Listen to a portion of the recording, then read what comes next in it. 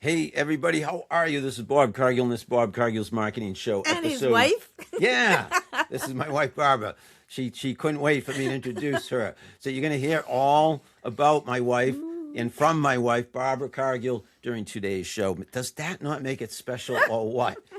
Episode 211. Yes, so we will talk about marketing. We will talk about advertising, social media, et cetera, et cetera. But we may veer off track a little bit so that we can have some fun. This will probably be one of the more entertaining of my episodes and maybe amusing of my episodes. But I'm still going to talk about social media, and you're going to get Barbara's opinion on social media. And what I want to tell you before I get into the question and answer period with Barbara is what I've been up to lately, and that is my usual running and yesterday, when was it? Saturday. Yeah, I ran a fun run, and it was around the Burlington Mall. How about that for a fun run? Outside the Burlington. Yeah, outside. I know. When I came home, I said, It sounded like you went inside. yeah, the I mall. wasn't one of those people walking or I've or done that. I know. I like mall walking. I agree, and we're that's a thing, and I can see myself doing that in the future. But we actually ran, and we were outside, and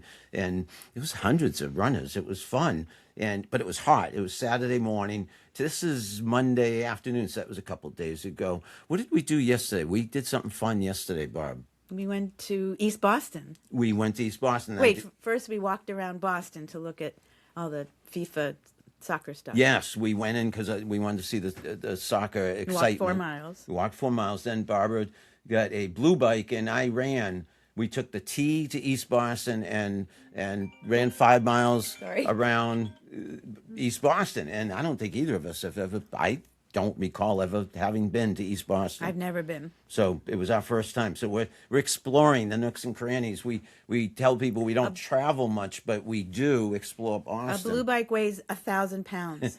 It's like a bus, driving a bus. It's very heavy. I fell off in the beginning. So I'll get into business and marketing right away, Barb. So why? First of all, why is it called a blue bike? Because it's blue. Why are they blue? Isn't it something with the hospital? Blue Cross Blue Shield, I think. I think that they sponsored them. They their started it. names all over them. No, I think in each city, for some reason, I'm thinking New York is like city bike. That's what they call them, like for Citibank. I'm guessing. For some reason, I feel that, and it's a blue bike for Blue Cross Blue Shield and Boston. But they should be listening to this right now because Barbara's saying they're very heavy. They're like tanks, right? And then to turn the gears, you just, it doesn't, there's no clicking. It just back towards away is low gear.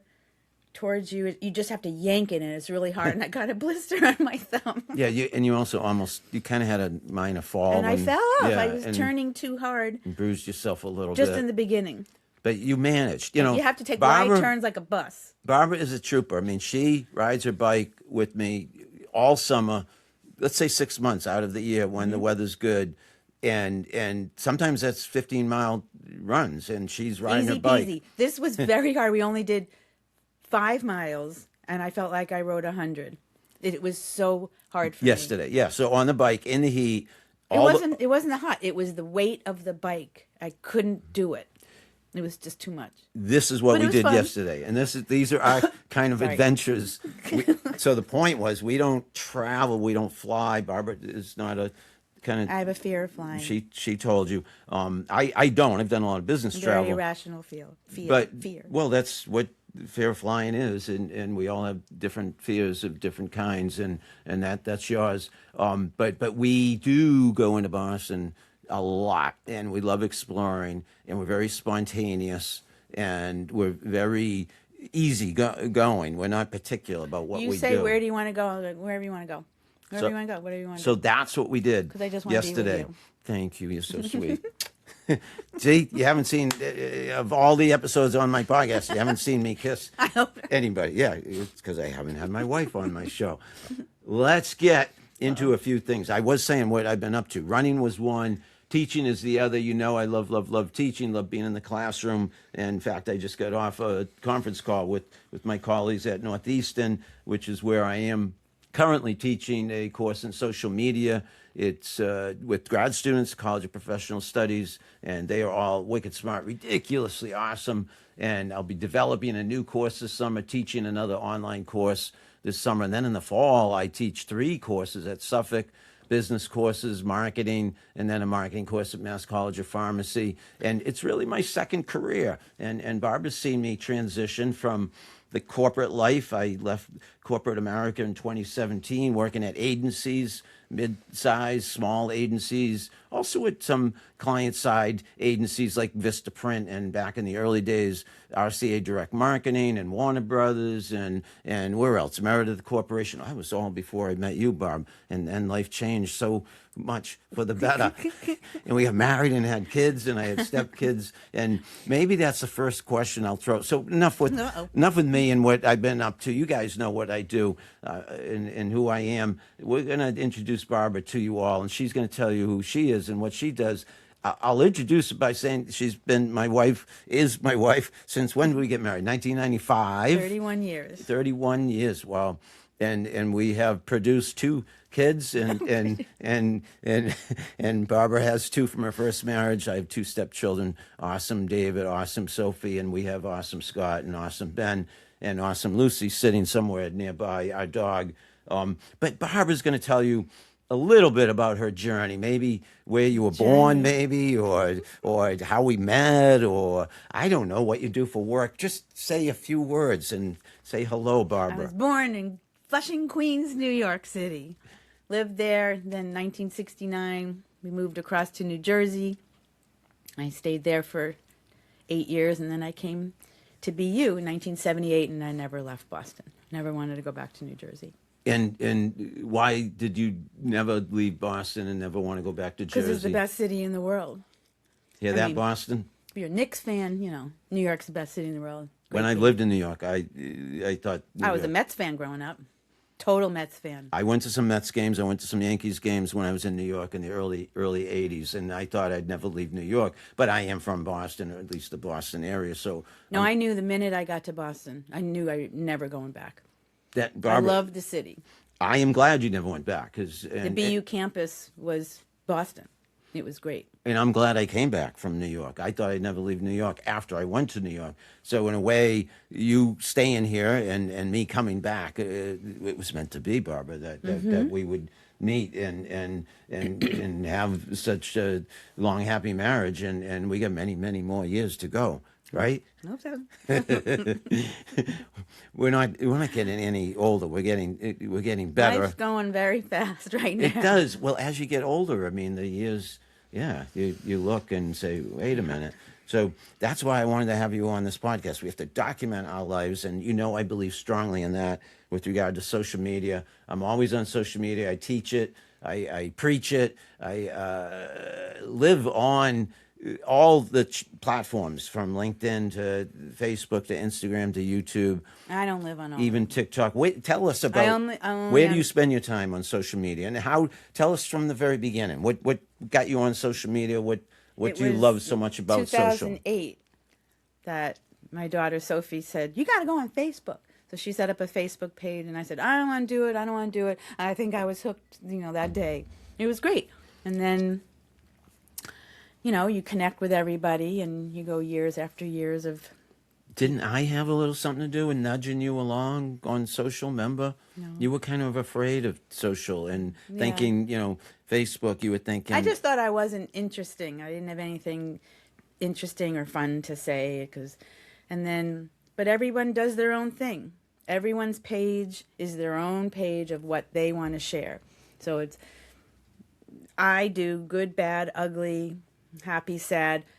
Lots of people just do fun, happy, good things, and that's fine. That's just what they want to do. But I like to have people see who I am. Exactly. And Barbara, we've talked a lot incessantly about social media is an extension, I say this professionally and personally, of our lives. And so people do share what they want to share, and some people will only share the good. Some who are more transparent about their lives, and that's the good, the bad, and the ugly, because that's a part of everybody's lives. We have to admit, I would think, and some people avoid it altogether. And we are only right now talking about Facebook and using it for personal reasons. I mean, our kids they don't do Facebook. I mean, they're on Facebook. They have a Facebook page, but that generation, they don't use Facebook. They're all Instagram. And I love Instagram. I have an Instagram account, but I don't post anything. I did for the first couple of years, and I guess now I just follow. I follow all types of people, not just people I physically know, I know personally, but why were you afraid of social media in the beginning? And do you remember me writing that article? I do remember that. That's what I wanted to. I do remember that. Yeah, because you were. I just, like I said, I was. So Sophie convinced you. She nudged you along, but she I also did the paid, and she set the whole thing up for me. But I was also telling you, you have a lot to say, and it doesn't even matter if you think you don't have anything to say. That human instinct is we want to connect with people, and we want to connect with them no matter what. That you don't have to be who I love, Noah Khan, who I've been watching on YouTube, and his tour that just started recently. You don't have to be a rock star. You don't have to be Roman Anthony, great baseball player for the Red Sox. He's hurt right now, but just Barbara, just Bob, and this conversation.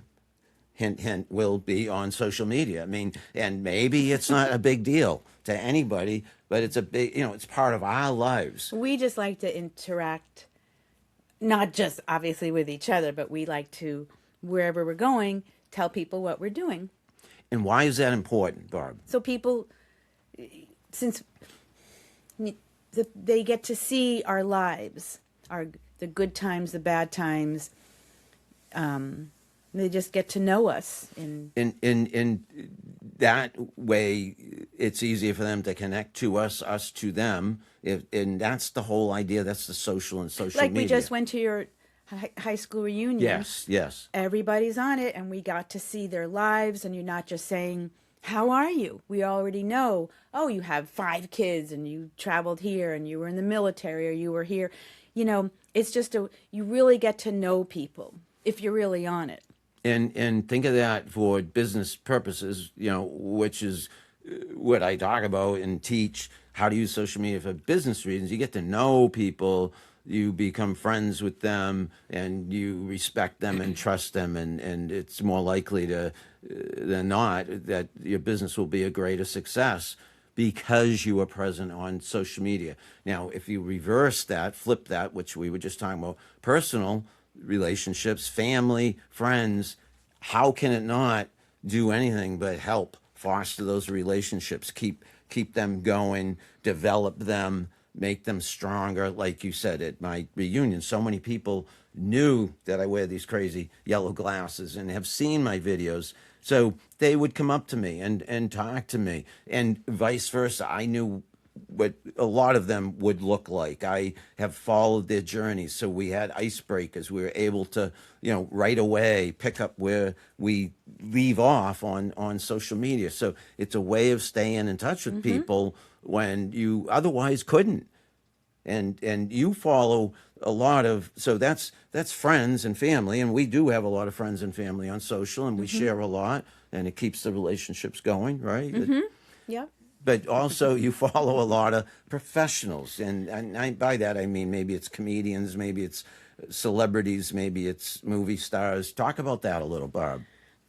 I watch a lot of shows, and but I watch it all. Well, I DVR a ton of things. I have limited time when I can watch stuff, so I follow the actors that are in shows I like. Name one, please. Sterling K. Brown. I'm watching Paradise again. And I have no idea who that is, what the show is. He was in This Is Us as well, which he didn't even watch. I've watched This Is Us 3 times through. I've watched Paradise. I'm on my 3rd time through. So I follow him. I follow his wife who's in it. I follow other comedians. I follow whatever show I'm watching. It seems like I'll just click on Instagram and I'll follow them. So, keep going. And The Bachelor, The Bachelorette, Yeah, Dancing with the yeah. Stars. I follow all So of them. businesses, brands, listen to my wife Barbara and what you can be learning from her. But I think most of you know this, but are you practicing it on a regular basis? And that is being present on social and realizing where your audience comes from.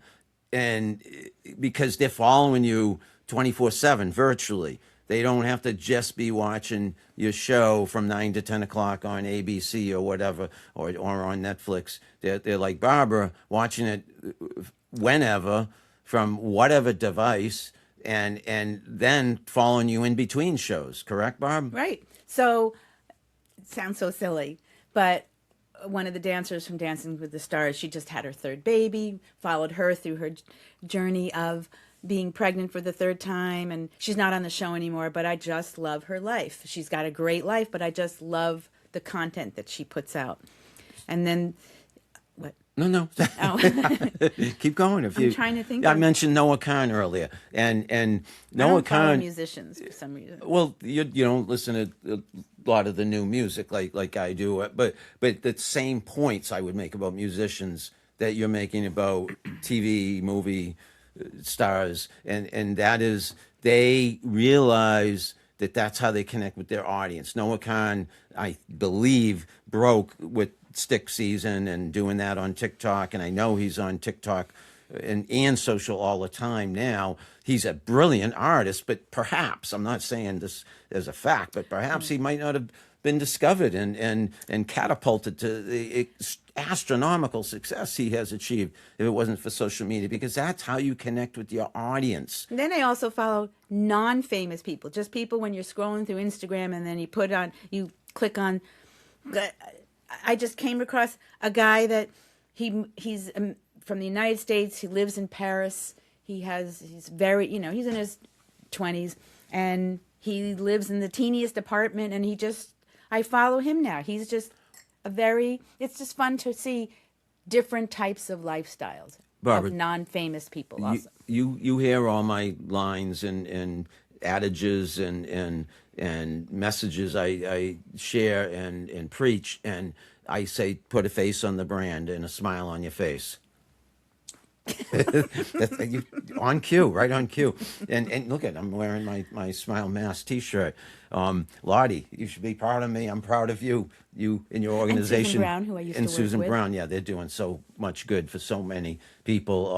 And it's a great nonprofit organization, Smile Mask. But smile is important. And where I was going is people want to see people. Mark Zuckerberg, Jesse Eisenberg, playing Mark Zuckerberg in the movie The Social Network years ago, said when he founded Facebook in a college dorm in Harvard, not too far from where we are here in Sudbury, years ago when he was young, I tell my students this all the time, that, you can, be a founder at a very young age and change the world. Mark Zuckerberg did, and he said, Facebook, and actually it was called The Facebook, people want to see faces.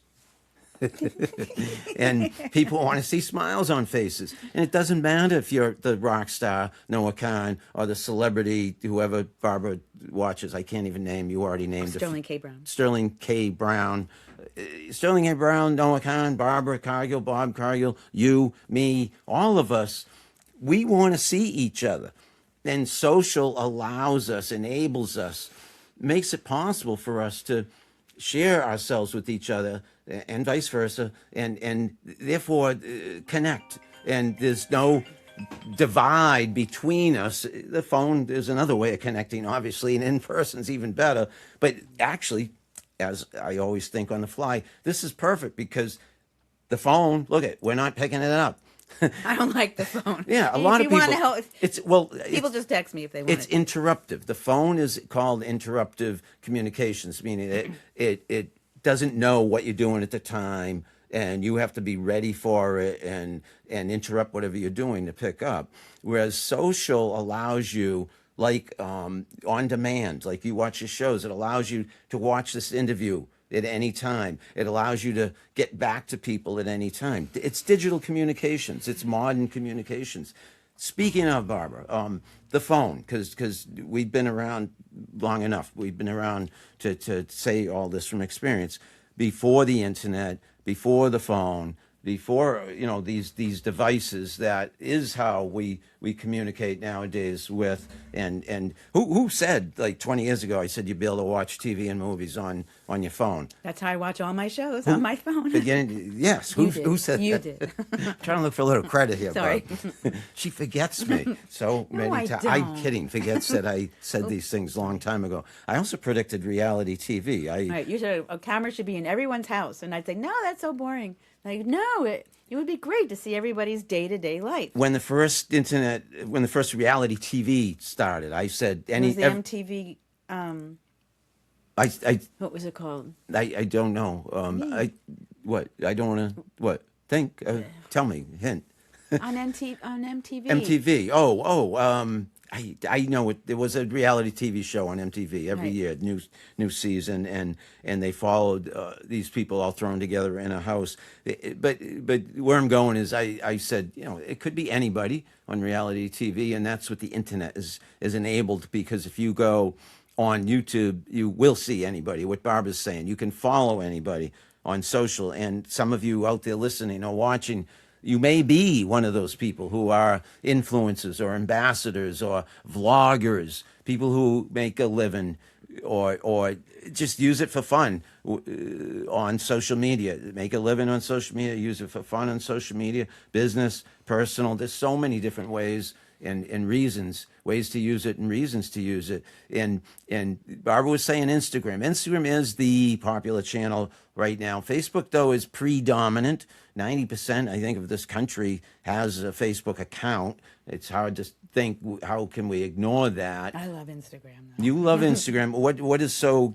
great about Instagram? And by the way, And you go Instagram down- owned by Right. Facebook, Meta. It's the same You company. just go down a rabbit hole. All of a sudden, you just keep scrolling, and you're watching stories of people, and all people that are not, they're just everyday people. So am I right? You learn a lot about people that you wouldn't otherwise have learned. Yeah. And it keeps you in I touch with follow pop a culture. guy who he's a lawn guy, and he cuts people's lawns for free. It's in the Midwest somewhere, and I forgot his name. SB Mowing. That's what it's called. SB Mowing? SB Mowing. I love it.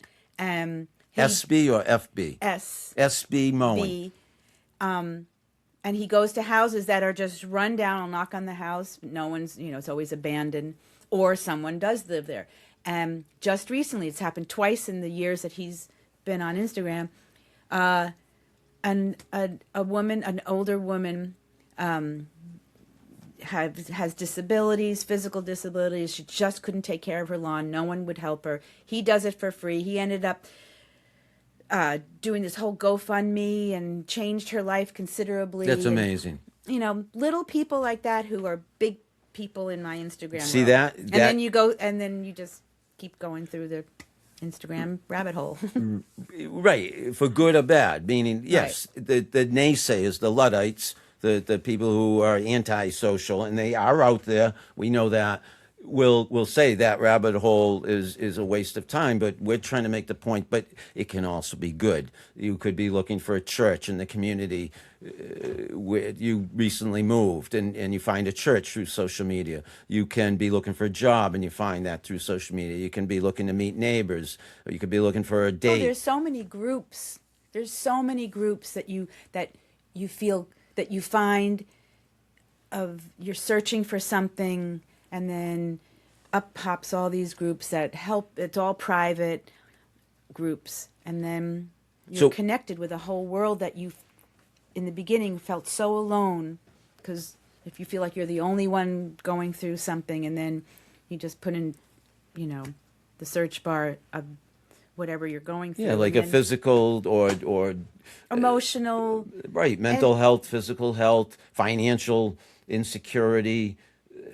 So many ways to use social media to answer questions, solve your problems, build a community, lead a community, follow others to become. If you're sick, or alone, and you feel like you're the only one who's going through this. Why doesn't this message get out there enough? I feel what we see on the news, and those who don't use social media this is all they see are the negative headlines. Am I right? What do you think? Why does social media get a bad rap?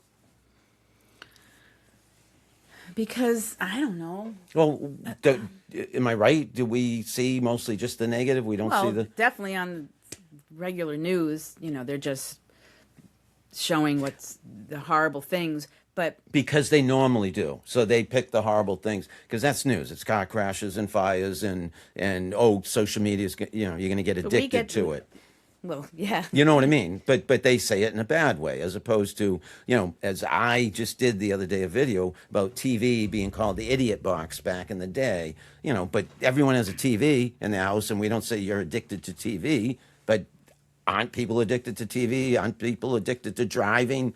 I mean, frankly, let's go down that rabbit hole. Drugs and alcohol, things that are really, we have to admit, aren't necessarily good for you. People are addicted to. So what is wrong with a moderate addiction to social media if it's helping you? You know what I mean? Hey man, when I fell asleep at the Knicks game and I wanted to know who won at the end of the game. 1:00. I looked at my phone. My phone's always on. So It's like, oh, they won. we're pointing out the phone, the biggest change in our lifetimes, greatest invention. And You're more online. I mean, I'm always on my phone. I'm on, well, I'm But on. your work is this. I get 3 monitors in front of me. I adopted, or should I say embraced, adopted. It does feel like it's a family member, social media and digital communications right from the get-go. But that's because I'm in communication. I've been a writer my whole life. I was a direct mail person, professional for many, many years until the internet. And then I became an email guy and a social media guy. It's how I've made my career. But I just always wanted to communicate. I wanted to either speak or write in order to connect with people. And I use the tools that are available to me. And I see the negative, of course, but I feel that if more people are educated on how to use social media for good reasons and realize the benefits, it might not get such a bad rap. What about YouTube, Barbara? You don't go on YouTube too much, but I do. There's some shows I can watch on YouTube. Okay, there you go. But I mean, I look at YouTube for lots of things. And For my grandchildren, I'll put on, you just go on YouTube and you plug in a book that they love, and then there's an audio book, and then they get to, if you're not with the book right there. And you share a lot about your grandchildren, you with them on Facebook, and tell us about that, like Thursdays with Evie and Isaac or something like that. I take care of my grandchildren Wednesdays and Thursdays, and I also work in a preschool on the other days. And I didn't want to show it at first, and because I thought, who wants to see little kids or just your grandchildren? But it's like, whatever, that's my life of what I do. So I'll do Wednesdays with the two, and then Thursdays also I'll just put up a video of whatever we're doing if we're at wherever we are. And I know it's boring to some people, but I like looking at it. What you just said again, boring to some people, they can just scroll on by. Right, keep going if you don't. But that's the thing, you curate as a viewer, as a user of social media, that which you are interested in, those who are close to you, and that's personally and professionally. And it makes, to me, so much sense. And that's the only way people that I know are going to see these little kids who I'm with. Correct. My grandchildren. They're, they live very far away. We don't travel. We don't go anywhere. But, here's two little kids I take care of. You want to see something fun I did? My family and a lot of families, you look at old photo albums. You mean your growing up family? My growing up family, yeah. And it's family, our family, a little too. We have photo albums up in the attic, let's say. No, ours are right here. No, well, yeah, but we have photo albums and we have paper. I mean, because we lived before the internet. We have piles of paper. There's still piles of paper around my home office right here. So it's not like we don't use traditional, older methods of communications, or it certainly didn't grow. Certainly we did grow up with those methods of communication, but we realized that today with all these technologies, it seems to make sense to document our lives with the modern technology, and that way leave our legacies that way, and that way communicate with, again, friends, family, etc., even complete strangers that way. But what I was going to say is, do you agree? I mean, why would we not put everything in other people? But I know it's a personal choice. That's what we have to Well, most accept. people don't want to share So any of themselves. you just said most people. What? I don't know the percentage. I don't know either, but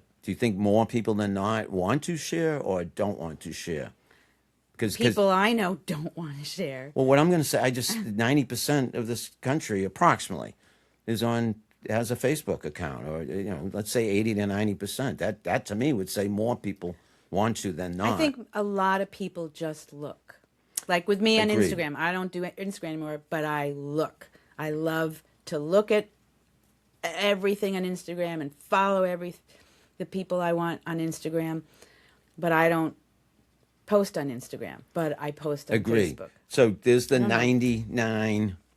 99-1 rule that I explain to my students. It's made up and it's hypothetical and very general, but 90% are looking, 9% are sharing here and there, 1% are sharing every day, like your husband and other content creators. But those are the ones who get followed. Those are the ones who, and they're also doing us a good deed by creating that content that will inform us and entertain us and educate us. We need more content creators. And the lurkers, which I used to call them, who are on social just to look. I mean, I'm glad they're at least doing that. That's like people sitting behind their TV set. But social media, the whole idea of it in the beginning and still is, social means interacting, not just looking, not just one way. So if you're just looking, it's like walking by somebody and they say hello to you and you don't say anything. You're just looking. You're not interacting. Weren't there two? I've sent messages on Instagram to famous people, and two messaged me back. There you go. So they're following best practices. I would applaud And I know them. it wasn't written by a team or anything. I know it was Yeah. this one actress that messaged me back. Bob, Peter Frampton got back to me. I've had celebrities, big famous. I can't think to name all the different people. Those people, I will. It's like back in the day, if you wrote a letter to them and they'd write you back. Like they. I wrote letters Yeah. to Bobby Sherman and Davy Jones. I was a big fan of the Monkees. I Right. read with my sister 16 magazine and was a big fanboy of a lot of celebrities and artists and rock bands. It's, again, this is the modern, but it's not modern anymore. It's the way we communicate, and maybe it's more the older generation that holds on to the older traditional methods. But I'll tie it back to business because, again, a lot of people listen to this podcast for business reasons, and we're winding it down within a few minutes. Very long. She said it's going. She said it's going long. We're going to wind it down. We're at 33 minutes. Barbara, this is my my usual God. podcast, 30 to 40 minutes. I'll wind a it down. snore It's not at all. See, this is how people usually think. That's but how I think. people who are listening because they're interested. We may have lost a few listeners. I know, we we may have lost gained a few listeners. What was I saying? I was saying some really good point, I thought, and I totally lost my train of thought. I was saying something. Sorry. Oh, honey, now I'm embarrassed. I'd have to rewind, and I can't do that. But I'm trying to say that. Oh, I know what I was going to say. Businesses, I do exactly remember. So for personal reasons, people are a little bit afraid of privacy, frankly, I think intellectually lazy. That's just me. Don't take that personally, anybody. That they're not sharing content. So a little bit, they want privacy, a little bit lazy, a little bit don't know how to do it. But businesses, so that's their personal choice. Totally. I get it. Respect it. Support it. We are who we are.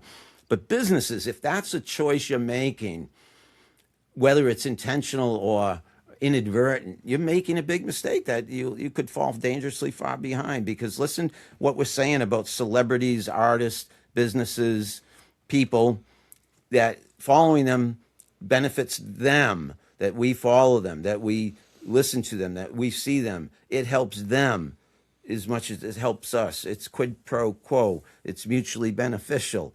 So why would a business, why would an artist, why would a celebrity not use social media and be conspicuous in their presence? Do you know what I mean? Yes. Because if you don't see them on social, don't you miss them, and don't you maybe not pay any attention to them and say, where the heck are you? I want to see you on social in between. One of my favorite people, I follow a lot of people from Survivor because I love the show. Watch it since season 1. It's been 50 seasons. She just had her second baby. I follow every day. She's posting something about her new baby and her 1.5-year-old, and it's just wonderful. And she said, I'm going to be off social media just for like 3 days. And I'm like, no. Yes. Because I really miss her. Did you say who that was? Kenzie Petty is her name from This Survivor. This is important. I love her. Bob, so I'm a strategist with regard to social And media. then when she came back, I was all excited. I could easily clip this little 60, 90 seconds and tag her. And She'd get back to me. We could thank her for doing what she does as movies.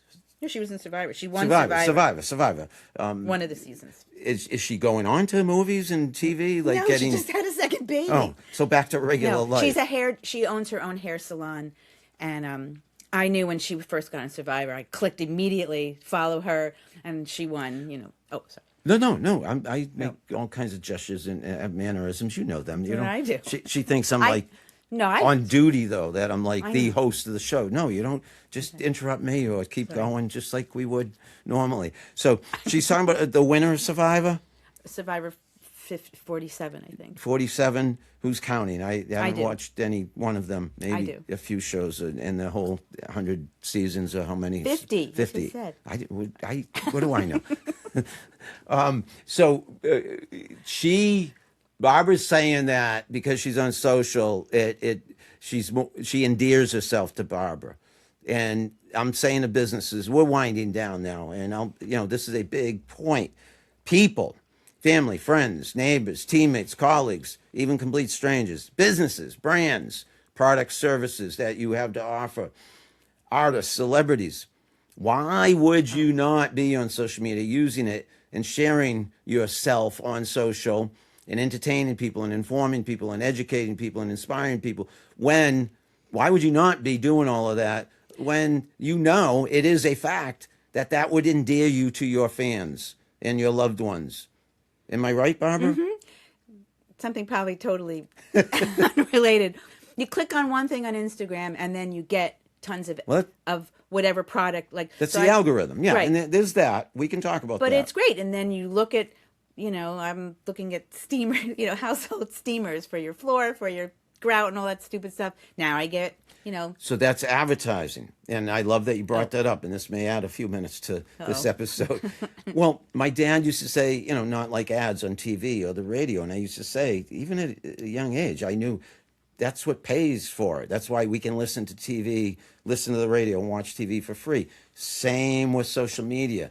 And as a marketer, it's brilliant. It's targeted marketing. We are supposed to, as consumers, get advertising that's tailored to us based on our viewing habits, our listening habits, where we scroll, where we end up, who we follow, who we interact with. So that's the marketing side of it. And that pays for the consumer to get to use these platforms for free. So it's a quid pro quo. It's a mutual beneficial situation. If you don't like ads, scroll on by or maybe pay for the premium service and don't get any ads.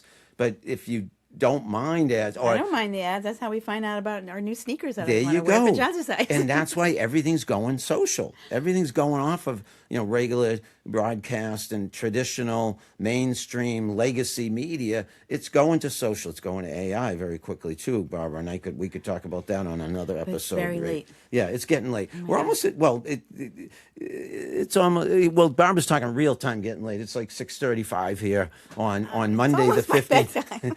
I have to go maybe run or get We'll some take a walk. exercise. Yeah, We'll walk we're through up that. against the clock. 40 minutes or so for this episode. And who would have thunk it, Barbara, when you were a little bit hesitant I to didn't get want to do on? this at all. And she said, "What am I going to answer for questions?" And I wrote down a bunch of Because questions. I feel like I'm a very blah person. Like You're I'm not. a boring. I have nothing to say. I think the I opposite. do the same things every day.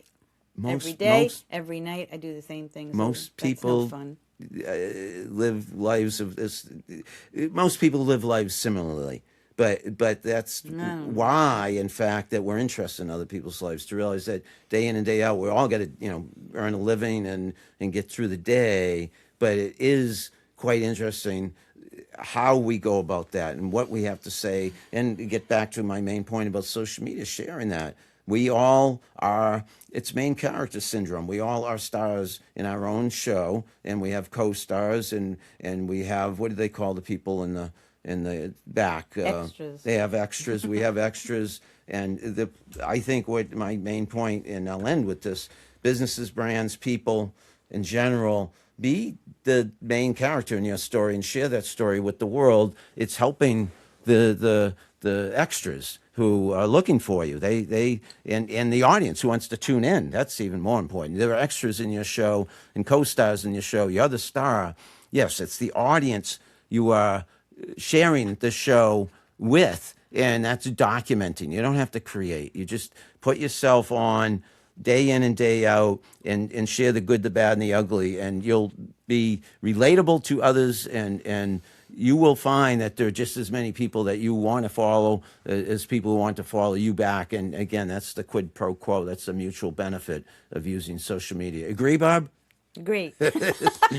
She's just saying, let's go. We are going to go. I got things to do. We're going to break. This has been episode 211 of Bob Cargill's Marketing Show with Who Would Have Thunk It? My wife, Barbara Cargill. Did you have a good time, Barb? Yes, I did. Thank you. Audience, did you have a good time? Yay! Yay! We're so glad you had a good time. You watching on YouTube, listening to my podcast, wherever you listen to your favorite podcast, and my podcast is one of your favorites, right? Right. Right. And we'll end it with what is it become a mantra of ours, certainly mine. And when Barbara declares this mantra with me, exclaims this mantra with me, it becomes extra special. And that is, wherever you are, whatever you're doing, we hope you are having a ridiculously awesome day.